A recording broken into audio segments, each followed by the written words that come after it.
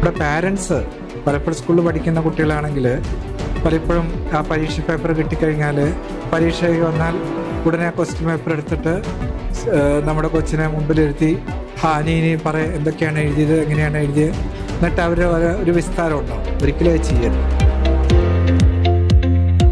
അതേപോലെ തന്നെ പഠനം പോലെ തന്നെ വളരെ അവർക്കൊരു വിദ്യാർത്ഥികൾക്ക് വളരെ ചലഞ്ചിങ് ആയിട്ടുള്ള ഒരു സമയമാണ് പരീക്ഷ എന്ന് പറയുന്നത്. That is how to evaluate. നമ്മൾ പഠിച്ച കാര്യങ്ങൾ നമ്മളെ നേട്ടത്തിനായിട്ട് പകർത്തി വയ്ക്കുക.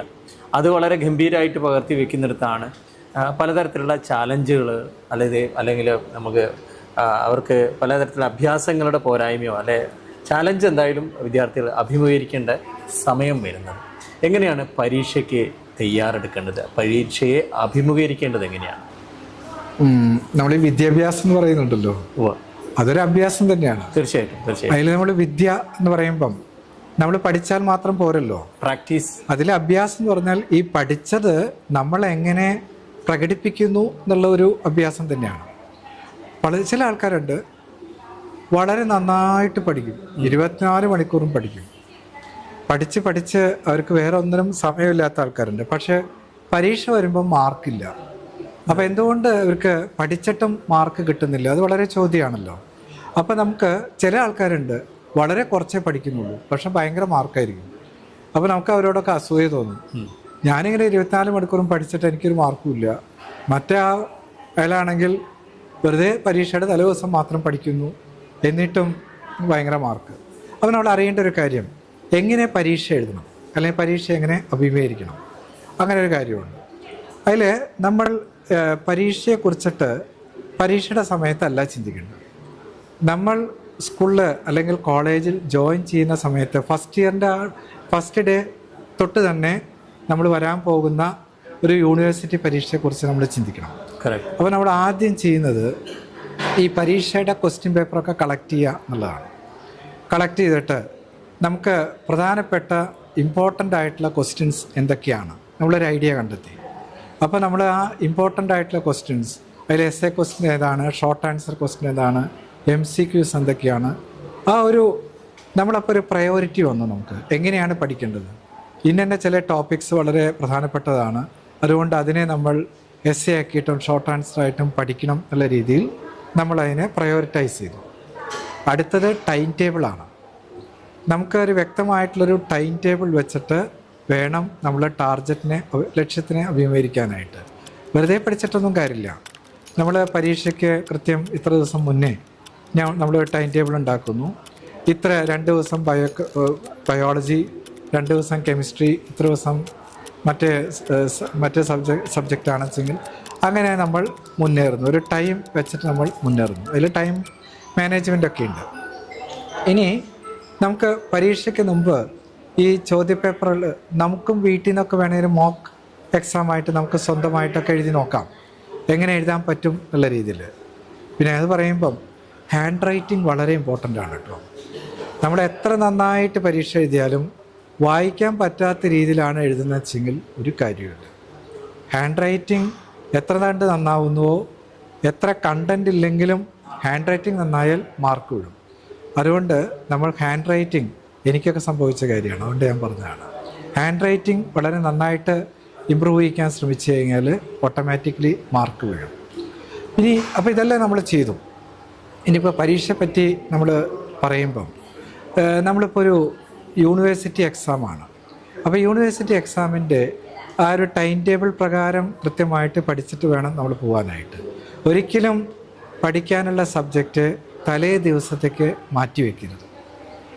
നമ്മൾ തലേ ദിവസം മുമ്പ് ആ സബ്ജക്ട്സ് എല്ലാം പഠിച്ച് കഴിഞ്ഞിരിക്കണം. അതേ രീതിയിൽ വേണം നമ്മുടെ ടൈം ടേബിളിൻ്റെ മാനേജ്മെൻറ്റ്. ഇപ്പോൾ തലേ ദിവസം നമ്മൾ ചെയ്യുന്ന ജസ്റ്റ് റിവൈസിങ് മാത്രമാണ്. നമ്മുടെ കയ്യിൽ നോട്ട്സും കാര്യങ്ങളൊക്കെ ഉണ്ടാവും. അതൊക്കെ നമ്മൾ ജസ്റ്റ് ഇങ്ങനെ നമ്മളിങ്ങനെ പെട്ടെന്ന് ഓടിച്ച് നോക്കുന്നു. ഈ ചില കാര്യങ്ങൾ, ഇമ്പോർട്ടൻ്റ് ആയിട്ടുള്ള കാര്യങ്ങൾ ഒന്നും കൂടി നമ്മളൊന്ന് വായിച്ച് നോക്കുന്നു.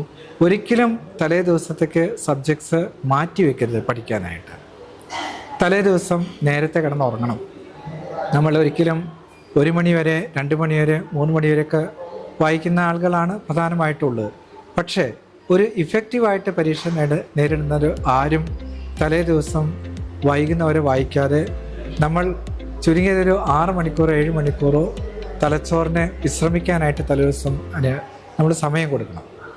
അങ്ങനെ നമ്മൾ സമയം കൊടുത്തു, നന്നായിട്ട് ഉറങ്ങുന്നു. പിറ്റേ ദിവസം വേണമെങ്കിൽ കുറച്ച് നേരത്തെ എണീറ്റ് ഒന്നുകൂടി നമുക്ക് ഏതെങ്കിലും സബ്ജക്റ്റ് വിട്ടുപോയിട്ടുണ്ടെങ്കിൽ നമുക്ക് ഒന്നുകൂടി വായിക്കാം. പിന്നെ ചെയ്യേണ്ട ഒരു സംഗതി, നമ്മൾ ഈ പരീക്ഷയ്ക്കൊക്കെ ഒരു സെൻറ്ററിൽ പോകുമ്പം ഒരിക്കലും വീട്ടിൽ നിന്ന് വായിച്ചിട്ട് അവസാന നിമിഷം പരീക്ഷാ സെൻറ്ററിൽ എത്തും എന്നുള്ള വിചാരം ഒരിക്കലും ചെയ്യരുത്. ഒരു ടെൻഷനാണ്. പലപ്പോഴും നമുക്കറിയാലോ ഇന്നത്തെ ട്രാഫിക്കും കാര്യങ്ങളൊക്കെ. ചിലപ്പം ബസ് കിട്ടാൻ വൈകും, വഴിയിൽ ട്രാഫിക് ബ്ലോക്ക് വരും, അപ്പോൾ പരീക്ഷാ സെൻറ്ററിൽ എത്താനായിട്ട് വൈകും. അപ്പോൾ ചുരുങ്ങിയത് അരമണിക്കൂർ ആ പരീക്ഷ സ്റ്റാർട്ട് ചെയ്യുന്ന മുമ്പെങ്കിലും പരീക്ഷാ ഹാളിൻ്റെ അവിടെ എത്താനായിട്ട് ശ്രമിക്കുക. പിന്നെ നമുക്ക് ഈ പരീക്ഷാ ഹാളിൻ്റെ അവിടെ എത്തിക്കഴിഞ്ഞാൽ പിന്നെ നമുക്ക് ടെൻഷനായിരിക്കും. എത്ര പഠിച്ചാലും ടെൻഷൻ ഉണ്ടാവും. പരീക്ഷയ്ക്ക് ടഫ് ക്വസ്റ്റ്യൻസ് വരുമോ, നമ്മളിനി പഠിക്കാത്ത ഏരിയയിൽ നിന്നൊക്കെ ചോദ്യങ്ങൾ വരുമോ, അപ്പോഴായിരിക്കും നമ്മളോട് സുഹൃത്ത് വരുന്നത്, ഒരു ചോദ്യം വരാൻ സാധ്യതയുണ്ട്, നീ അത് പഠിച്ചിട്ടുണ്ടോ എന്ന് ചോദിക്കും. കഷ്ടകാലത്തിൽ നമ്മൾ ആ ചോദ്യം പഠിച്ചിട്ടുണ്ടാവില്ല. അപ്പോൾ അവന് വീണ്ടും ടെൻഷനായി, ഇനിയിപ്പോൾ ആ ചോദ്യം വന്നാൽ പ്രശ്നമായിപ്പോലോ. അപ്പം അതുകൊണ്ട് പരീക്ഷാ ഹാളിൽ കയറുന്നവരെ നമ്മൾ എന്ത് പഠിച്ചോ അത് മാത്രം പഠിച്ചാൽ മതി. വേറെ ആരുമായിട്ടും ഒന്നും ഡിസ്കസ് ചെയ്യരുത്. നമ്മൾ ആ സമയം വരെ നമുക്കിനി എന്തെങ്കിലുമൊക്കെ കാര്യങ്ങൾ ഒന്ന് ബ്രഷപ്പ് ചെയ്യാനുണ്ടെങ്കിൽ നോക്കിയിട്ട് അത് ചെയ്യുക. ആരുമായിട്ടും ഡിസ്കസ് ചെയ്യാതെ നേരെ പരീക്ഷാ ഹാളിൽ കയറുക. പരീക്ഷാ ഹാളിൽ കയറിക്കഴിഞ്ഞാൽ എന്ത് ചെയ്യണം? ഇപ്പം നിങ്ങൾക്ക് എല്ലാവർക്കും അറിയാം, കൂളിംഗ് ടൈം ഒന്ന് നമുക്ക് ആ ക്വസ്റ്റ്യൻ പേപ്പറൊക്കെ കിട്ടുന്നവരെ 5 മിനിറ്റ് കണ്ണടച്ച് നിങ്ങൾ പ്രാർത്ഥിക്കുകയോ അല്ലെങ്കിൽ നമുക്ക് മനസ്സിനൊരു ശാന്തത കൊടുക്കുന്ന രീതിയിൽ എന്ത് തരത്തിൽ കണ്ണടച്ചിരിക്കുകയോ ഏതെങ്കിലും ഒരു ഇതിൽ ശ്രദ്ധ കേന്ദ്രീകരിക്കുകയൊക്കെ ചെയ്തിട്ട് നമ്മളൊരു കൂളിംഗ് ടൈം കൊടുക്കുക. ഇനി നമുക്ക് ക്വസ്റ്റ്യൻ പേപ്പർ കിട്ടി. ക്വസ്റ്റ്യൻ പേപ്പർ കിട്ടുമ്പം നമ്മൾ ആദ്യം ചെയ്യേണ്ട അതിൻ്റെ ഇൻസ്ട്രക്ഷൻസ് വായിച്ചു നോക്കുക എന്നുള്ളതാണ്. ഇപ്പോൾ ഒരു ചോദ്യപേപ്പറിന് 4 പേജസിൽ ഉണ്ടെങ്കിൽ ചിലപ്പോൾ പെട്ടെന്ന് ടെൻഷൻ അടിച്ച് ആ 4th പേജ് മിസ്സായിട്ട് ചോദ്യങ്ങൾ ഉത്തരം എഴുതാത്ത ആളുകളൊക്കെ ഉണ്ട്. അപ്പോൾ നമ്മൾ ആദ്യം ഇൻസ്ട്രക്ഷൻസ് വായിക്കുക, എല്ലാ ചോദ്യങ്ങളും എന്താണെന്ന് നോക്കുക, ഓരോ ചോദ്യത്തിനും എത്ര ടൈം കൊടുത്തിട്ടുണ്ട്, ടോട്ടൽ എത്ര മണിക്കൂറാണ്, എസ്സേക്കുള്ള മാർക്ക് എത്രയാണ്, അങ്ങനെ നമ്മൾ നോക്കണം. എന്നിട്ട് നമ്മൾ ചോദ്യങ്ങൾ എഴുതുമ്പം ഈ ഫസ്റ്റ് ഇംപ്രഷൻ ബെസ്റ്റ് ഇംപ്രഷൻ എന്നുള്ളൊരു കാര്യമുണ്ട്. അപ്പോൾ നമ്മൾ ആദ്യം ചെയ്യേണ്ടത് നല്ല ഹാൻഡ് റൈറ്റിങ്ങിൽ നമുക്ക് ഏറ്റവും അധികം അറിയുന്ന ഒരു ചോദ്യത്തിൻ്റെ ഉത്തരം അത് നമുക്ക് ആദ്യം എഴുതാം. അപ്പോൾ അതിന് ആ ക്വസ്റ്റ്യൻ നമ്പറൊക്കെ നോക്കണം. എന്നിട്ട് നമുക്കറിയാവുന്ന ചോദ്യത്തിൻ്റെ ഉത്തരം ആദ്യം എഴുതുക. അതിൻ്റെ അർത്ഥം ആദ്യം അറിയാവുന്ന ചോദ്യത്തിൻ്റെ ഉത്തരം മാക്സിമം എഴുതുക എന്നുള്ളതല്ല. അതിനൊരു ടൈം നിശ്ചയിച്ച് ഓരോ ചോദ്യത്തിനും ഇത്ര ടൈം നിശ്ചയിച്ച് അത് നന്നായിട്ട് എഴുതുക. അങ്ങനെ നമുക്ക് അറിയുന്ന ചോദ്യങ്ങൾ അങ്ങനെ എഴുതി കൊണ്ടുവന്നിട്ട് നമുക്ക് അത്ര അറിയാത്ത ചോദ്യങ്ങൾക്കുള്ള ഉത്തരം പിന്നെ ലാസ്റ്റ് അറ്റംപ്റ്റ് ചെയ്യാം. ഇനി അറിയാത്ത ചോദ്യത്തിന് ഉത്തരം എഴുതണോ, അതും നമ്മൾ ശ്രദ്ധിക്കേണ്ടതാണ്. അറിയാത്ത ചോദ്യത്തിന് നമ്മൾ ഉത്തരങ്ങൾ വിഡിത്തങ്ങൾ എഴുതാതിരിക്കുന്നതാണ് നല്ലത്. അറിയാത്ത ചോദ്യത്തിന് ഒട്ടും ബന്ധമില്ലാത്ത ചില ഉത്തരങ്ങളൊക്കെ എഴുതി കഴിഞ്ഞാൽ നമ്മുടെ ഫസ്റ്റ് ഇംപ്രഷൻ എന്ന് പറഞ്ഞ പോലെ last impression will be the worst impression എന്ന് പറയുന്ന പോലെ നമ്മുടെ ഉള്ള മാർക്ക് കുറയാനും നമുക്ക് സാധ്യതയുണ്ട്. അപ്പം അതുകൊണ്ട് നമുക്കിങ്ങനെ ചെയ്തിട്ട് ടൈം നിശ്ചയിച്ചുകൊണ്ട് നമുക്ക് ചോദ്യങ്ങൾക്കുള്ള ഉത്തരം എഴുതാം. എപ്പോഴും നമ്മൾ ഉത്തരം എഴുതുമ്പം ഒരു 2-3 ലൈൻ ഓരോ ചോദ്യങ്ങൾക്ക് ഉത്തരം എഴുതിയിട്ട് 2-3 ലൈൻ നമ്മളൊന്ന് ബാക്കി വെക്കുന്നത് നല്ലതാണ്. അത് വെച്ചാൽ കുറേ സ്പേസ് നമുക്ക് വിടരുത്. കാരണം എന്താണ്, മറ്റ് ചോദ്യങ്ങൾക്ക് ഉത്തരം എഴുതുമ്പോഴായിരിക്കും ഫസ്റ്റ് ചില ചോദ്യങ്ങളുടെ ഉത്തരം ഒരു പോയിൻ്റ് നമുക്ക് കിട്ടുന്നത്. ഉടൻ തന്നെ ആ പോയിൻ്റ് എഴുതി വെക്കാനാണ്. അല്ലെങ്കിൽ ആ പോയിൻ്റ് നമുക്ക് എഴുതി വെക്കാൻ അപ്പോൾ കഴിഞ്ഞില്ലെങ്കിൽ നമുക്ക് ആ ചോദ്യപേപ്പറിൽ ആ ചോദ്യത്തിൻ്റെ നമുക്ക് ആ ഉത്തരം കിട്ടുന്ന ആ ചോദ്യത്തിന് നേർക്ക് നമുക്ക് ആ പോയിൻ്റ് എഴുതി വയ്ക്കാം. പിന്നീട് നമുക്ക് അത് എഴുതാൻ വേണ്ടിയിട്ടാണ്. പിന്നെ നമുക്ക് ഒന്നുകൂടി നമുക്ക് ഈ പരീക്ഷകനെ അതായത് വാല്യൂ ചെയ്യുന്ന ആളെ ഇമ്പ്രസ് ചെയ്യാൻ വേണ്ടിയിട്ട് നമ്മൾ ചില ഇയേഴ്സ് ഇപ്പം 1947 അതിനൊക്കെ നമുക്കൊരു കളർ ഇങ്കിൽ കൊടുത്തിട്ട് നമുക്ക് ഹൈലൈറ്റ് ചെയ്ത് കൊടുക്കാം. അല്ലെങ്കിൽ ചില ആളുകളുടെ പേരുകൾ നോക്കുമ്പോൾ ഹൈലൈറ്റ് ചെയ്ത് കൊടുക്കാം. പിന്നെ നമുക്ക് കുറേ ഇങ്ങനെ വലിച്ചു വാരി essay ഒക്കെ എഴുതുന്നു, അങ്ങനെയൊക്കെ ചെയ്യുന്നതിന് പകരം ഈ കൂടുതൽ ഇൻഫർമേഷൻ നമുക്ക് എഴുതുന്നതിന് പകരം ചാർട്ടുകൾ, ഗ്രാഫുകൾ, അങ്ങനെ ഗ്രാഫിക്സ് ആയിട്ടൊക്കെ നമുക്ക് കൊടുക്കുകയാണെങ്കിൽ നല്ലൊരു ടീച്ചറെ ഇമ്പ്രസ് ചെയ്യാനായിട്ട് നമുക്ക് പറ്റും. അങ്ങനെ എഴുതിയിട്ട് നമുക്ക് അറിയാത്ത ചോദ്യത്തിന് നമുക്ക് ഉത്തരം അറ്റംപ്റ്റ് ചെയ്യാതിരിക്കാതിരിക്കും നല്ലത്. അങ്ങനെ നമ്മൾ എഴുതി കൊണ്ടുവന്നിട്ട് നമ്മൾ കഴിയുന്നതും ഈ പരീക്ഷാ ഹാളിൽ നിന്ന് എത്രയും നേരത്തെ ചാടി രക്ഷപ്പെടാതെ പരീക്ഷയുടെ സമയം, ആ അലോട്ടഡ് ടൈം കഴിയുന്നവരെ നമ്മൾ ഇരുന്നു കൊണ്ട് ഇനി നമുക്ക് ഉത്തരങ്ങൾ കിട്ടുമോ എന്ന് ആലോചിച്ചിട്ട് നമുക്ക് എഴുതുന്നതായിരിക്കും നല്ലത്. പിന്നെ ചോദ്യങ്ങളുടെ നമ്പറും ഉത്തരവും ആ എഴുതുന്ന ചോദ്യക്കടലാസിലെ അതേ നമ്പറാണോ അത് നമ്മൾ വളരെയധികം ശ്രദ്ധിക്കണം. അതുപോലെ തന്നെ റോൾ നമ്പർ എഴുതുന്നത് വളരെ ശ്രദ്ധിക്കണം. പലപ്പോഴും റോൾ നമ്പറൊക്കെ എഴുതാൻ വിട്ടുപോയാൽ അത് പ്രശ്നമാണ്. കണ്ടൻറ്റാണ് പ്രധാനം.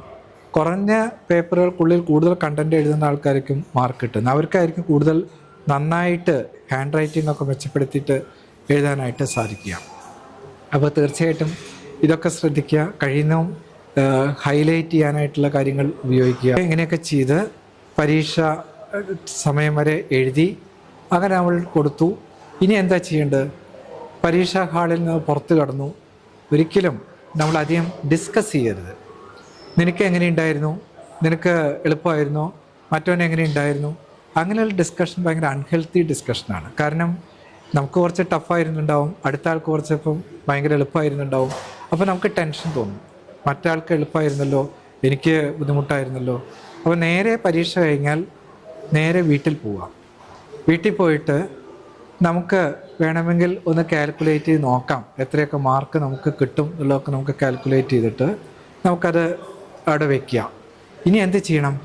ഉടനെ തന്നെ നാളെ പരീക്ഷ ഉണ്ടെങ്കിൽ നാളത്തെ പരീക്ഷയ്ക്ക് വായിക്കരുത്, കുറച്ച് വിശ്രമിക്കുക.